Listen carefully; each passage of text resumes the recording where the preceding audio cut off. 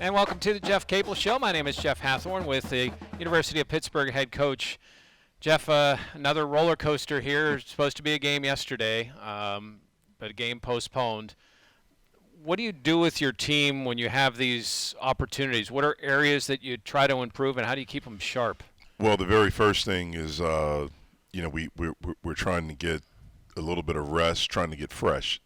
This time of year is the grind when you get to February. And so we've tried to be smart of what we feel like is best for our team right now in this moment. So Sunday was our mandatory off day. Per NCAA rules, you have to give them off at least one day a week. And then looking ahead to next week where we play Sunday and Wednesday, there's not a chance to give an off day next week. And so we actually took 2 this week. Oh, so you can do that and carry that over. Yep, you can do it to carry it over. If you have a week where you have 3 games, you can do that.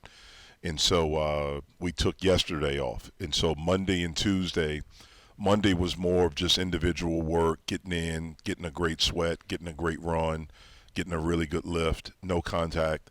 And then Tuesday, we got after it a little bit. We had some contact. We practiced. We worked on some things offensively and defensively, for about an hour and 20 minutes. Then we got out of there off yesterday. And then today we started, getting back and started working on preparation for Georgia Tech.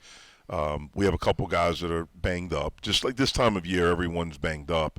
But Justin did have a, slight injury to his hand, and it was on the pinky that he had operated on after the Virginia game. It was actually really, really swollen. The next day he struggled, dribbling or catching a basketball. So we had a chance to give him off, Sunday, Monday, and Tuesday and Wednesday.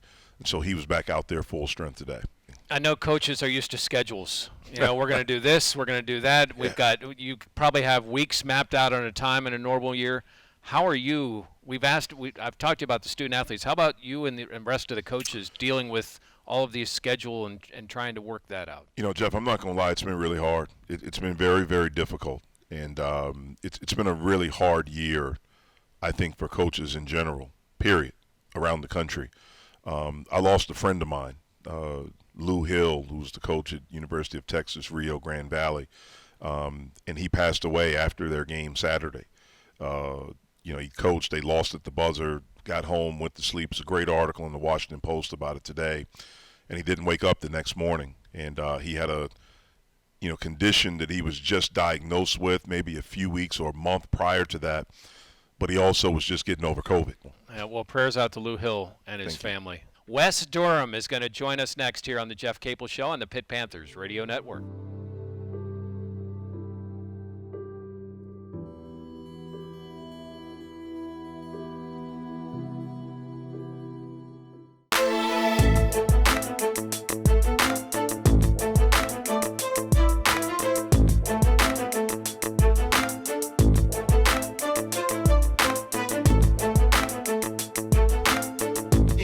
Be smart. We have to have poise. What? 1, 2, 3. What?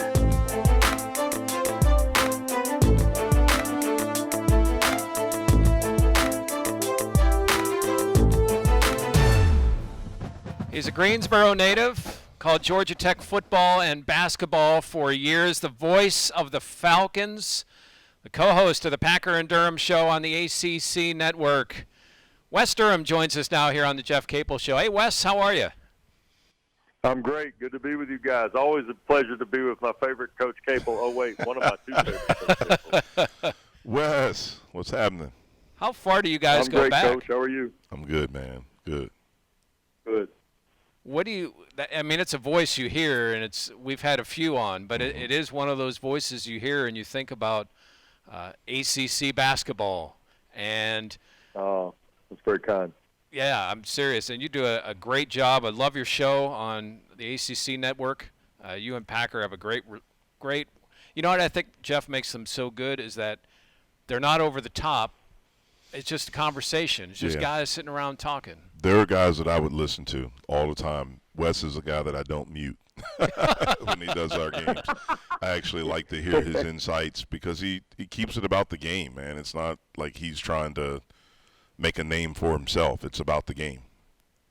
Well, you guys are kind. We are, this has been a different year now. I Yeah. mean, doing a show like what we're trying to do daily, we've been able to certainly talk about the games and the storylines, but we've also had to deal with, and, Coach, you and I talked about this, we've also had to realize that the general public, longtime fans, whether it be Pitt fans or anybody who's a fan of major college athletics, it took a pandemic for them to be given kind of a look behind the curtain of the way this works. And so we've tried to be cognizant of that and share that with viewers and listeners, because I think it's important that fans understand the kind of, and the best word I can come up with is the kind of intensity that student athletes and coaches and programs have had to have in order to pull this off, to be honest. I don't think people in the general public really realize kind of the intensity level that had to happen in order for this to be successful in the athletic year, for sure.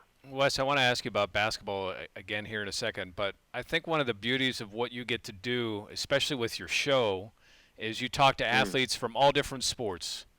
And I think it's awesome to tell their story, that it's not just the basketball and football players, but there are some athletes doing some amazing things. How inspiring is it to talk to some of these young men and women? Well, I think that's part of the storyline that we developed, Jeff, in all honesty, when we started the show back on Sirius XM when it was just a radio show.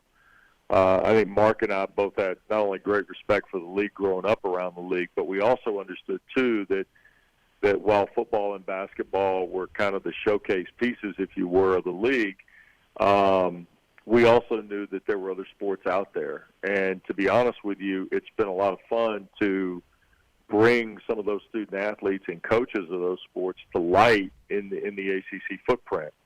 Whether it's Valentine Noel, who plays soccer there at Pittsburgh, or Nino Bonacorsi, who joined us today from wrestling, who obviously I got a huge duel tomorrow night with Virginia Tech, or, if it's the coaches like, with Mike Bell coming up there and trying to revitalize the baseball program, things like that. I think that's been a storyline that, we're happy to tell. And I also think, too, it's important to recognize, and Coach will know what I mean by this, you grew up in the footprint of kind of the ACC.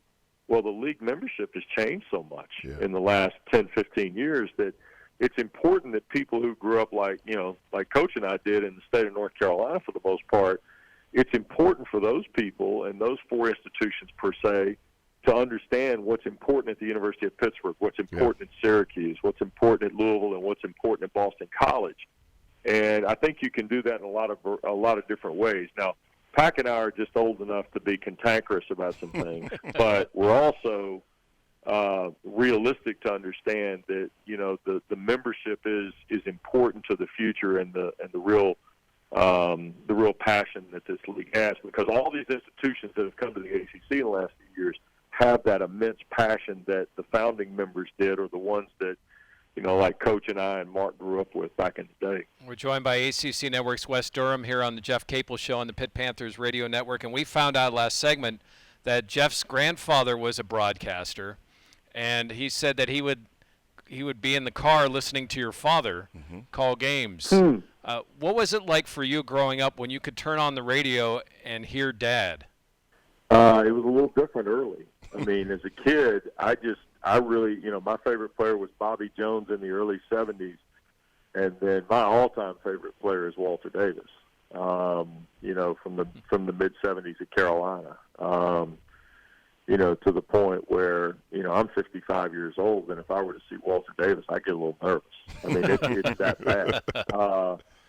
But my dad just was normal, and that's the thing people kind of, my dad got mad at me about report cards and my grades and, things like that. It was not, oh, my God, the voice of the Tar Heels. Now, when people found out what my dad did, and a lot like Bill in Pittsburgh, my dad was doing Carolina games from the early 1970s into the early 80s while still also being a television sports anchor. And then he went full-time to do Carolina in the early 80s.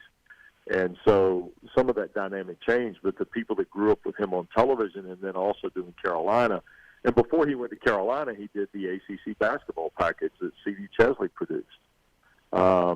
Imagine he got out of college and basically went to work for Chesley doing basketball on television at 23, 24 years old. And But it was a great way to grow up. It was a real blessing. My first plane ride was to Hawaii for the Rainbow Classic in the early 70s. I mean, that stuff's bananas now. But, I feel very blessed about growing up around Carolina with my dad there, but also growing up around the ACC. And it's funny, now, Jeff's going to laugh at this, but, Coach, when you think about it now, like Packer and I are doing this show, Boo Cargan is the AD at NC State, whose dad was the commissioner. Yeah.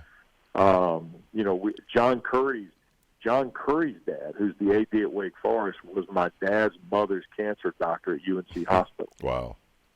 So, I mean, the connection, Lena Cargan, who is Gene Cargan's widow, tells my mom all the time, "You believe all the kids are in charge? Good Lord." I mean, that's the kind of rub we have with this now. So it's really, really, and I feel great about what Jeff is doing at Pitt, and these connections we have from being younger kids growing up around the ACC. And I actually think it means a little bit more. And I think it was important to Commissioner Swofford, and I think it's also something that down the line is going to be important to Jim Phillips too. Yeah, it's when I got into coaching, I mean, I never thought that I would coach when I was a player. And when I got in it, I wasn't one of these guys that had like a dream job. Like some of my friends that are in coaching, I remember back, we talk and, this is my dream job. I'd love to have this. My dream was to coach in the ACC. Once I got into it and I became a head coach at VCU, it was always, man, I love this league so much. And like Wes said, when you grow up in that state, I mean, you got four right there. And then, just all the talent, the coaches, the games, it's different. It's a way of life. I mean, Wes knows this. Like when you're there, the ACC tournament, in elementary school, middle school, they bring the TV in. If you're in one of these classes where you can't get the TV, they have it on the radio. It's just such a big deal for people in North Carolina, the ACC and especially ACC basketball. And so it's unlike anything I've ever experienced. And I'm lucky that I get to live my dream by coaching in this league. Well, Wes, and that's the same way I feel about doing games. Yeah. I mean, I feel like being connected to this network is kind of like, people say, well, you're working for ESPN, and I do work for ESPN as a result of working for the network, but I'm committed to the network. That's what I signed up for. Yeah. And that's been the fun part about being on the ground level to get all this started is that, you kind of know what the forefathers were looking for, right? You know what that television product meant, and hopefully we're, at least in some small way, contributing to the legacy of that too. Well, you definitely are. Catch them on the ACC network on weekday mornings and on various games throughout the ACC country. Wes Durham, thank you so much for being such a great representative of the ACC and also for joining us here tonight. Anytime. Happy to do it. Anytime Coach Capel calls and wants me on his radio show and I don't have to ask the questions, I'm a good fit. Appreciate you, Wes. Thanks, man. All right, Wes Durham. Take care, Jeff. All Y'all right. be well. All right. So When you think of the best pure shooters in Pitt history, one is on your staff, Ronald Ramon. Another is going to join us next here on the Jeff Capel Show on the Pitt Panthers Radio Network.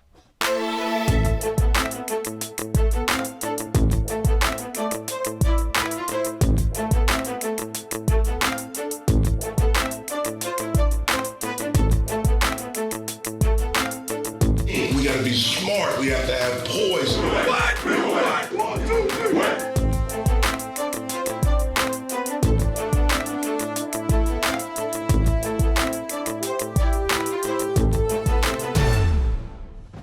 He's a guard for the Panthers in the late 80s, early 90s. Jason Matthews scored 1,840 points, and in his 4 seasons, his percentage from three, he shot 45% as a freshman, 48% as a sophomore, 46% as a junior, and 44% as a senior. Man, does he have any eligibility left? My goodness.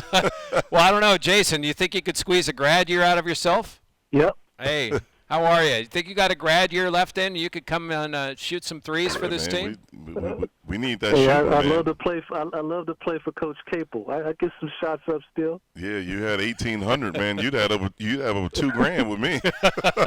I know. I may have got the 2 G's. Yeah. That's true. I may have made it. Jason, we were discussing before, what role did John Calipari play in getting you from Los Angeles to come here to Pitt?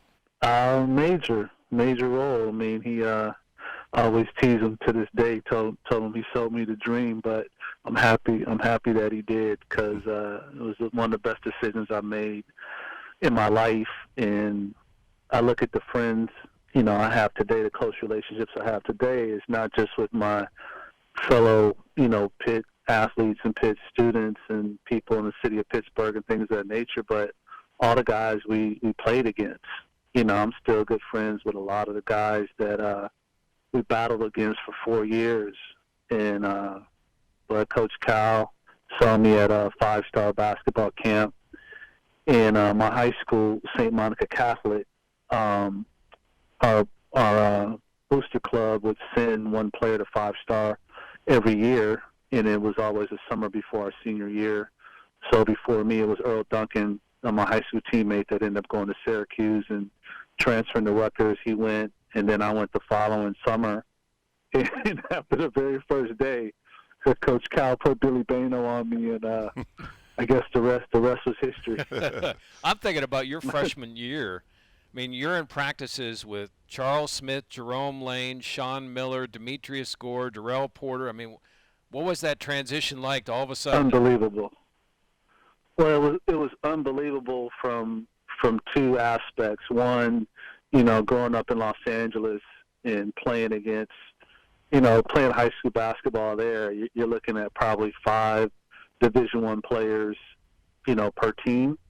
So I was used to the competition. The competition in LA high school basketball is just, it's at a very, very high level. And I played in a summer league, the LA College Summer League, the summer before my freshman year. So I was already playing against guys like Eldon Campbell and Stevie Thompson and all the UCLA guys, the USC guys, all the guys from LA that were a year older than me. So they kind of indoctrinated me to get ready for college basketball. But the first time I walked into the field house and saw those guys, it was kind of surreal, because I've been watching them on TV for the last 2 or 3 years. So it was like, do I really get to play with these guys? Like, this is for real. So it was a surreal experience walking in the first time and seeing all of them.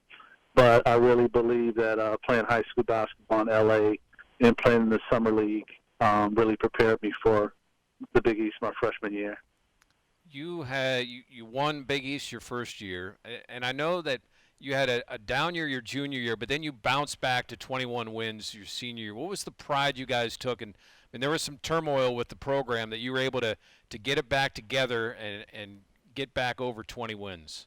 I think it's Coach Capel knows this. It's off the court. We were so close off the court. We did everything together. We were brothers, and I think that's what put us in position our senior year to really come back and fight and win 20+ games. And we just built that relationship. From day one, the 5 of us just hit it off, and we were close. And Coach Calipari just did a really good job of bringing us together, built that bond. And he used to talk to us. Like, look, the future of this program's in your hands. So it's up to you guys. It's up to you. And he would always tell us that, our freshman year. And that helped us really build a strong bond. And I think that's what put us in position to finish strong our senior year. A couple questions I have. Like, what was it about Pitt that would, get you to come all the way across the country? And then who else did you consider, when you were coming out of high school? Sure. Well, my mom, loved her to death. She nixed a few schools. she crossed a few schools off the list that I was interested in. One of those being UNLV. Then when Tark called the house, and my mom she was polite, but Jason will not be going to UNLV, please. No need to call back at all. And I'm sitting there cringing like, Mom, but it's UNLV. Yeah. Like, she's not going there. So she didn't tell me where I had to go. She just said where I couldn't go. Gotcha. She nicks like University of Iowa. She's like, you're gonna get in trouble. You're gonna be bored. It's nothing gonna, you're not gonna have anything to do. So no, you can't go to Iowa City, Iowa. I'm like, come on, Mom, it's Big Ten. Yeah. Come on, you're killing me.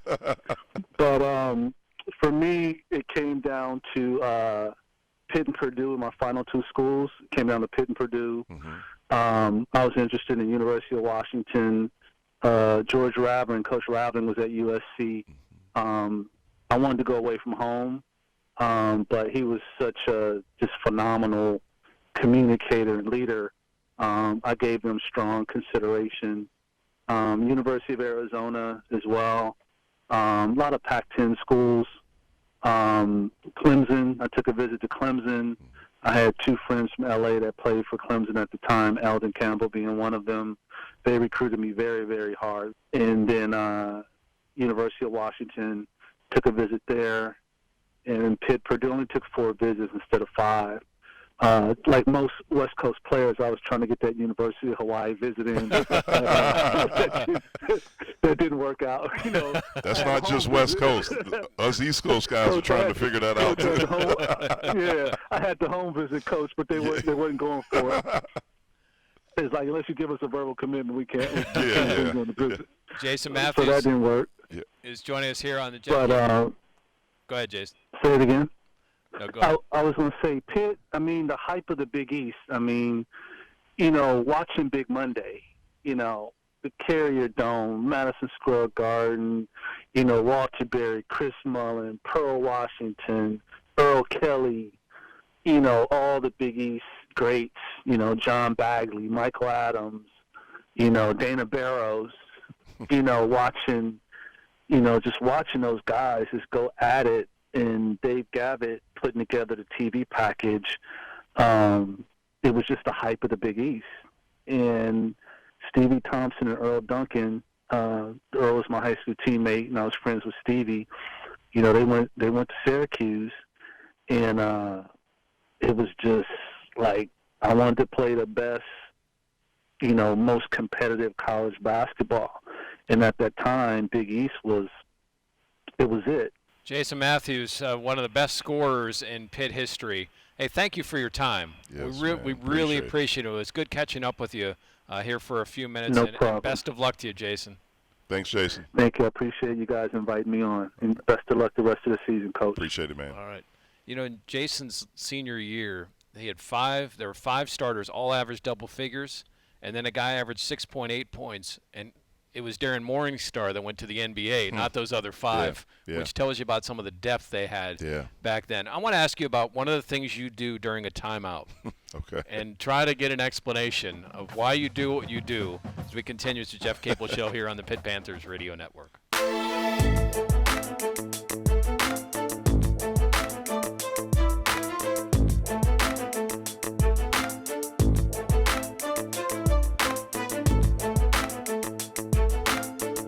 We gotta be smart. We have to have poise. What? 1, 2, 3, what?